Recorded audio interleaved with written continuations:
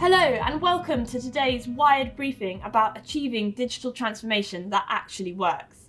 I'm Morgan Meeker, a senior writer at Wired covering European business. Digital transformation is one of those terms that has been around in the business world for a long time, yet few executives understand it enough to enact real digital change well. In fact, according to McKinsey, 70% of businesses that attempt digital transformations fail at achieving their original objectives. So how can organisations achieve the kind of digital transformation that actually benefits the customer, the business, and most of all, that actually works? Joining me to answer this question is Luke Vinogradov, Head of Digital Transformation at technology consultancy Thoughtworks. He's here to share 5 things he believes every CXO should know and also to challenge some industry orthodoxy. Welcome, Luke. Thanks for joining us. Thanks, Morgan. It's good to be here. So for almost 30 years, Thoughtworks has been working with clients to help them digitally transform and disrupt their businesses in ways that actually works. I imagine that means you've seen a lot of creaking legacy technology systems in your time. So tell me about the Thoughtworks approach. How has all that experience shaped how you approach this very nebulous term of digital transformation? Yes, you're right. It is a very nebulous term. It's quite hard to pin down, but the concepts underneath digital transformation are still super important for so many organizations grappling with change. At Thoughtworks, we like to think about transformation as being about building the capability to thrive in a digital era. What's different about a digital era? The pace of change in customer expectations is really difficult to keep up with. Customers have never wanted more now that we're in a very customer-centric era, which means the speed of execution, the speed of decision-making that firms need to keep up with is dizzying as well. And a backdrop to all of that is technology. New technology creates new opportunity, but also new threats because no one organization can absorb all of that new tech.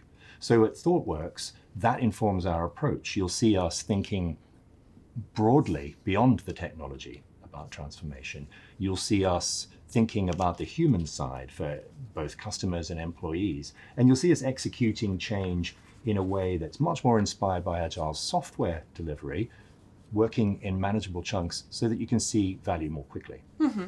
And what I find really striking about the way Thoughtworks operates is the way it takes this wide lens to the challenge of digital transformation. And you've spoken before about how that enables you to see that even when technology is this great enabler, the structure of a company can still act as a restraint, basically preventing the technology reaching its full potential. I mean, can you explain that tension a little bit more? Absolutely. So technology is ever present within business today and within customer experiences, but it's not the whole thing. It fuels customer expectations and it's part of satisfying those needs, but technology doesn't exist on its own. Organizations create value through human, organizational, and technological efforts. So it doesn't make sense to try and treat those things separately. And the organization will have a huge impact on your ability to deliver for your customers. Mm-hmm. And I think that's a really interesting point that technology, it doesn't exist in a vacuum, it doesn't exist on its own. And to create effective digital change, businesses should stop focusing just on the tech and instead look at the way their human workers are organised. I mean, can you give me an example of the common mistakes you're seeing in the way organisations are structured? Absolutely. I mean, as ever, it's the classic hits of organizational dysfunction. So front and center, we see silos. So the rigid separation of business concerns and technology concerns and the teams associated with those, we see that a lot in organizations still. Now, not only is that inefficient and prevents you from moving as quickly as you need to, but it actually results in weaker products as well, because the collective doesn't have that shared understanding of both what you're trying to get done and the tools available to help you do it. Okay, so companies, they shouldn't operate in these silos, as you've explained, but how should they operate instead? Well, there's a couple of things that you can think about there. So one is to think and to act cross-functionally. So when you're planning transformation and you're getting teams together, make sure you've got the representation from right across the business, because that brings the insight in both how the company works, but also what customers need that's going to be required to think holistically about the change. And the second one is try to think about outcomes rather than just individual activities. If you work through your organization one department at a time, it's quite disconnected from the way work is getting done. Whereas if you think about the outcomes you're trying to achieve, then you can more easily cross organizational boundaries, because at the end of the day, customers don't respect those organizational boundaries or want to understand how the internals of your company work. So can you share any examples of a company that is doing this really well? Yeah, look, it's a great question. And as you said in your intro up front, that statistic about just how many transformations are failing means that there's not always a lot of stories to share about the ones that are going well. So often we fall back on digital native companies that were kind of born digital and have been doing different things all along, which is a bit unfair sometimes on the incumbents to compare themselves to those organizations. So in some ways, I'd rather celebrate the work of much more traditional organizations, for example, Nike, or even Caterpillar. If you look at what they're doing with transformation, some very impressive things from the business model, where they're looking much more aggressively at direct to consumer, technology, where they're using advanced analytics to determine the fit of sneakers or putting sensors into agricultural and earth-moving equipment, right through to very thoughtfully determining the shape of their companies using things like cross-functional working so that they're getting the best out of their teams. So you've spoken about this misconception that digital transformation is a process that focuses on technology, when actually this should be a human process. But obviously all businesses think they're focusing on the all-important human, the customer. But how is that actually getting lost? Yeah, you're right. They can get lost among the complexity of running complex programs. But we see organizations that are setting up complex digital transformations that have significant impact on customers, but those customers find their way into the process more as downstream impacts to be managed rather than actually being in the driver's seat. So what can businesses do to bring the customer back to center stage? It really is about asking that question about how the work that we're going to undertake is going to provide value for customers. And there's no better way to focus those efforts on the customer than choosing the right measures.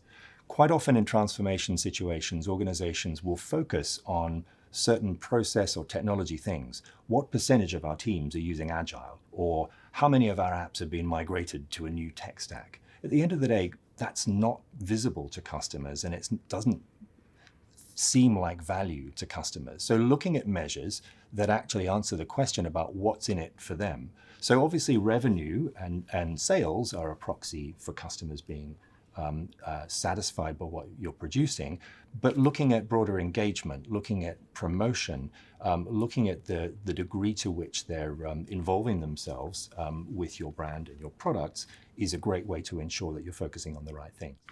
But customers aren't the only important human being in this process, right? Another really key part of Thoughtworks ethos is that the employee should be a big part of digital transformation. I mean, why are employees so important? Yeah, employees tend to get lost just like customers do sometimes, but we forget that actually they're the value engine for the company as well. Mm-hmm. And how can we engage employees better in these types of processes? I mean, we can start by asking them, if you weren't bogged down by poor processes and paper and dysfunctional structures, what else could you be doing to help customers? There's usually a lot of passion there for doing that. Often, in fact, when we go into organizations as a technology consultancy, we might be helping an organization to supercharge its product development and software engineering capabilities. So we'll study value streams, which is a fancy way of saying we'll look how work moves from concept through to cash. And you find a lot of waste, a lot of inefficiency, but the same things that impact customer value tend to be the things that frustrate employees as well. So it makes sense to address both. And part of the Thoughtworks ethos is that companies need to be what you call change machines. I mean, I really like that term, change machines, but what exactly is it? Can you just explain what you mean by that term? Sure. I mean, if you think about just as tech is constraining an organization's choices and its ability to change, so too can old thinking. And so when you've got a lot of that going on in organizations, it makes it hard to be the company you need to be in a given moment. But actually, some organizations are doing this really well. They're optimized for constant change. They know that the only thing they can rely on is that the world is going to look different tomorrow, and they organize themselves for that. At the other end of the spectrum, there's those organizations that in a given moment found a formula that worked for their customers, and then they turned their company into that formula, making it quite difficult and rigid for them to change and be the company that they need to be today. And by the way, being born as a digital disruptor, as a startup or scale-up, is actually no protection against getting caught in that moment. So you need to be aware of it. Mm-hmm. And on the employee level as well, I think it's a really important point that millennials, the generation that grew up using the internet, they're kind of getting old enough to start dominating leadership positions, and that's not really a defense anymore. They can still be just as resistant to change as anyone else. But your point about old technology and old behaviours, it kind of makes me think about how business structures end up echoing the digital systems that are in place, or perhaps it's the other way around. I mean, do you think there's some truth to that? Oh, absolutely. And you'll see a lot of discussion out there about Conway's law, about this idea, actually dating back to the 60s, that software produced by an organization will start to reflect the communication structure of that organization. So if you accept the fact that tech and the organization are going to influence each other, you need to get ahead of that curve by thinking about both when you're planning a change. So how can companies do that? How can they get ahead of the curve and be more comfortable with change? In terms of bringing technology and the organization together in that change, capability is a great way of thinking about that. So instead of just thinking about a restructure or a system build, think about the capabilities that you're trying to create to be able to be competitive. And that will naturally draw through that combination of human, organizational, and technology capability. Now, those organizations that are thinking about taking the opportunity with platforms tend to be doing this quite naturally as well. And what exactly is a platform opportunity? I mean, can you give an example? Sure. So we see a lot of organizations that are using technology in a small point solution way, where you end up with a landscape of kind of piecemeal solutions that adds a lot of complexity and doesn't really help the organization to scale. If you think about the kinds of activities that are going on in many organizations that are digitally transforming, there's a range of capabilities they pull on again and again. For example, organizations that have a lot of teams using a lot of cloud, often in a lot of different ways. It's not commercially sustainable. They're implementing things in different ways. There's not a lot of consistency. Another example is where we help organizations who are doing data-focused transformation. I talk to data scientists who've joined incumbent organizations who feel like they're spending 60% or more of their time doing the heavy lifting to get data ready to be analyzed so that they can start thinking about how to use it to make better decisions, but they're not getting close to that point because of that heavy lifting. Mm-hmm. A platform enables you to package that and make it available for people across the organization in a way that really helps you scale, but without creating a dependence on centralized teams. So it's a much more modern org structure. And this links back to your earlier point about team structure, that to create real digital transformation, a company needs to be set up in a way that facilitates effective change. Is that right? Absolutely. And it doesn't just happen.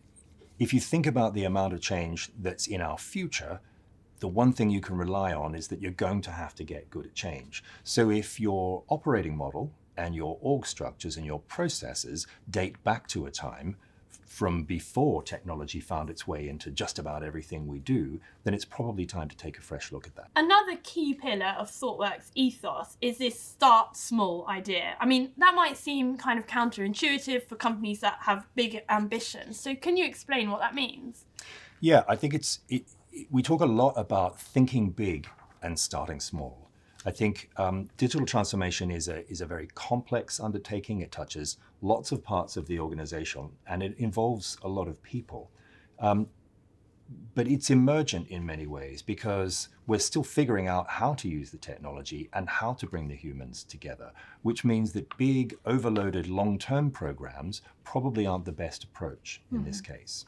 And one of the consequences of bringing the technology and the humans together can be this transformation fatigue, which sounds like a very modern ailment. I mean, can you explain a bit about what that is? It is indeed a modern ailment, and we see this a lot. Organizations, for some of the reasons we've discussed today, if they're not viewing transformation efforts holistically, they can end up with a bit of this and a bit of that. And the follow-on programs again and again and again to pick up the bits that they left last time. So it's not uncommon for some organizations that we work with to find themselves with a dozen or more transformation-flavored initiatives, which can lead to a certain level of cynicism on the part of their employees because they don't necessarily understand what's in it for them. So I think you need to work at two levels. You need a narrative or an ideal that acts as a North Star so you understand what a better world would look like and are motivated to try to achieve it, but actually executing change closer to home that employees and indeed customers can see happening in front of them. Mm-hmm. So what exactly should these start small plans look like? How should they be implemented? Yeah, I guess there's two parts to this. I mean, obviously we're very much influenced by agile software thinking, but this idea is getting currency out there of having a transformation backlog for your organization, because into that backlog, rather than a rigid plan, will go all the things you need to address, whether that's strategy, org structure, design, technology. Once you're clear on what you want to achieve, we advocate working in what we would call thin slices to go through and approach those tasks. If you work a layer at a time, you tend to end up with things that are disconnected. You have a great strategy, but without the means to deliver it, for example. Whereas a thin slice enables you to cut through those layers, having just enough strategy, operations, design, technology, whatever, in order to be able to affect change. Employees can see it, customers can see it, and you can deliver value more quickly. So even if businesses adopt digital transformation in these smaller bite-sized chunks, we're still talking about introducing quite radical change, or what might seem quite radical for some companies. I mean, how important is a company's culture going to be in this process? Look, I think it's a tremendously important driver, and we see it both as an enabler and a constraint in transformation. The way organizations see themselves, the way they reward behaviors, the way they sustain their identity from one generation to the next. All of those constitute something that you need to think very carefully about whether it's working for you today. And by the way, that applies not just inside companies, but actually across industries, outside of individual companies. If, as a retailer, for example, we benchmark ourselves against all of the other retailers that look a lot like us, we run the risk of sustaining certain aspects of our culture and processes that actually aren't fit for purpose today. But company culture is one of those things that's so hard to define. So what's the difference between a company that is set up to cope with radical change and one that has a culture that will find that quite difficult?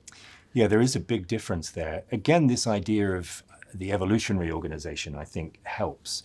Those organizations that want to head down that path should be not just allowing, but encouraging their people to question. So asking about whether this is really the right thing for customers, or how might we work better together as teams. Effectively questioning, are we doing what we're doing today just because we did it yesterday, or because it's actually the right thing for the customer and the market now? So encouraging them to ask those questions is a big part of change. We also see culture popping up in structure as well sometimes, which is a bit of an anti-pattern. Digital teams kept separate from the rest of the business. Now, I've been part of this before, and it's an effective way of gaining focus and getting things done without distraction, but you run the risk of the different thinkers being kept over here and not reinventing the core, which is quite often what's needed. So you mentioned it a little bit there, but how else do customers fit into this when a company is really interrogating its culture? I think we need to go back to our brand and our brand values in those situations. And organizations need to think about, even if they're working in a very different product space, how customers might expect their brand values to be reflected in that space. Now, we have to be careful to understand who we're designing for, because not all customers will be prepared to take that journey with us. But it may be that there are new customers that want to engage with our brand, and so we have to be very thoughtful about that. So these are quite existential questions for any company. I mean, do you think that digital transformation is really a time to question kind of what exactly is your business and what are you trying to achieve? I think it's a great moment to do that. I mean, some leaders might feel it's adding complexity to a process, but if you think about the level of investment required to do this, It would be a shame to get that wrong because you're not asking the right questions. So I think asking those right questions involves distinguishing between who we are and what we do. Who we are shouldn't change much over time. What we do actually should be changing a lot. If you think about the types of disruption that are going on in numerous different industries, organizations are wrestling with those questions. So retailers, for example, moving from bricks and mortar through to e-commerce, are having to not only create great online shops based on what they knew about the physical world, but they're having to create new things as well, like content strategy and like social engagement. In other industries, the disruption is even greater. Think about automotive, where organizations are having to move from a situation where we make cars through to we provide mobility solutions. And in a few years' time, much of what they actually do will be unrecognizable, but hopefully the values of their brand should shine through in that new market. And to add to this sense of existentialism, we're recording this at a moment where people are seriously concerned about the economy. So, I mean, what role does digital transformation have in a climate where we're seeing layoffs? A lot of companies are under pressure to really operate in a leaner way. Yeah, it's really important to take that into account, whether we are in a recession or not quite in a recession or soon to be going into a recession. Actually, it doesn't matter. Times are tough. If you're going to invest in technology, make sure that it's working for you. Again, this idea of planning for capability rather than just planning for system builds or org change. Modern digital operations will help you in tough times to get more from less. They'll help you on the downturn, but they should help you on the recovery as well, because you will have the capacity and the foundations to be able to create the new rather than just more efficiently run the old. Mm-hmm. And there's this idea that also competition doesn't stop even in the downturn. Absolutely. And we saw this in the pandemic, that a lot of firms, if they managed to survive on the way down, some of them got whacked on the way back up again because everything was new. Even now we're seeing staffing challenges in many industries out there following the pandemic. And so thinking also about how this impacts your employees and how you can use your transformation to better engage them is also going to be a key part. Okay, so we're running out of time, but I think this has been a really great introduction to Thoughtworks' way of thinking about how companies can effectively set off down this path of digital transformation. We've essentially covered 5 key messages that every CXO should know. I mean, maybe Luke, you could just sum them up for us once more. Sure, let's do that. If we look across those 5 areas, I think the first one was that it's not about the tech. I mean, it's not about the tech, but it's broader than that, and we should think about the organization. I think the second one is that you need to join the dots between your customer and your transformation efforts to make sure that you're actually managing the human side of your change, which, by the way, also includes your employees. The third one was that it's not always about new stuff. It may not be about stuff at all. It actually might be just about focusing for some organizations on how we enact change and how we get good at that. I think the fourth one is that big change requires a big vision, but don't expect to get there in one go. And executing in these thin slices is a way to deliver value sooner and more visibly. And the last one really is that sometimes it's as much about stopping as it is about starting. And we shouldn't be afraid to question established things about our company, including our culture, to make sure that it's fit for purpose. Fantastic advice. Thank you very much, Luke. Thanks, Morgan. And thanks everyone for watching.